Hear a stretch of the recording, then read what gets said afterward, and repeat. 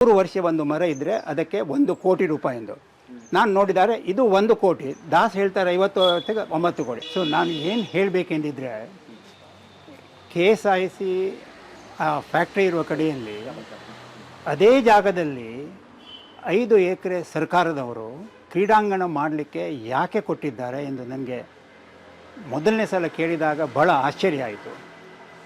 ಈಗ ಅದರ ವಿಷಯ ವಿರೋಧ ಶುರುವಾದ ನಂತರ ನಾನು ಆದಷ್ಟು ಕಲೀಲಿಕ್ಕೆ ಶುರು ಮಾಡಿದೆ. ಅಂದರೆ ಯಾಕೆ ಮೊದಲು ನಾನು ಅಲ್ಲಿ ನೋಡಿದ್ದು ಹೇಳುವಾಗ 550 ಮರಗಳೆಂದು, ಆ ಮರಗಳು ಹೋಗ್ತದೆ ಎಂದು, ಅದು ಒಂದು ವಿಷಯ.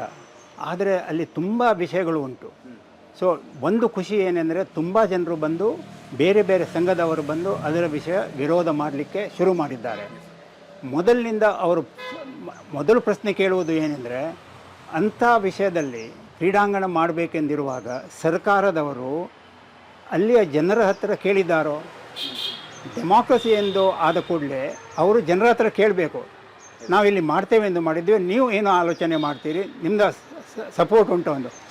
ಯಾರ ಹತ್ತಿರವೂ ಕೇಳಲಿಲ್ಲ.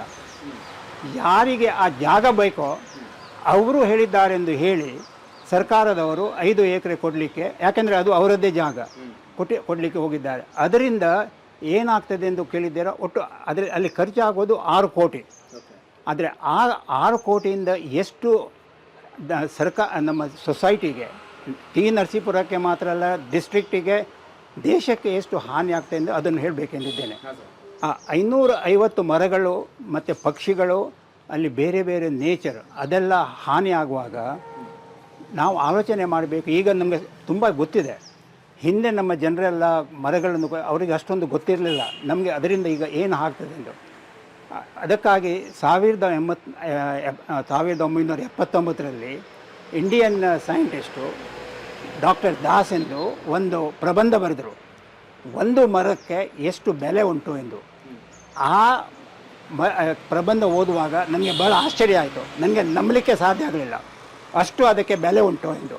ಇವತ್ತು ಅವರು ಕೊಟ್ಟ 1979 ನೋಡಿದರೆ ಒಂದು ಮರಕ್ಕೆ $1 ಮಿಲಿಯನ್ ಅಥವಾ 9 ಕೋಟಿ ರೂಪಾಯಿ. 50 ವರ್ಷ ಆ ಮರ ಜೀವಂತವಾಗಿ ಇಟ್ಕೊಂಡ್ರೆ ಅದಕ್ಕೆ 9 ಕೋಟಿ. ಆದರೆ ಅಲ್ಲಿ ಇರುವ ಎಲ್ಲ 550 ಮರಗಳು ಅಂಥದ್ದಿಲ್ಲ. ಇನ್ನೊಂದು ಆದ್ದರಿಂದ ನಾವೆಲ್ಲರೂ ಆ ಒಂದು ಮರಕ್ಕೆ 9 ಕೋಟಿ, ಅದನ್ನು ನಮ್ಮ ಮನಸ್ಸಿನಲ್ಲಿ ಇಟ್ಕೊಳ್ಬೇಕು.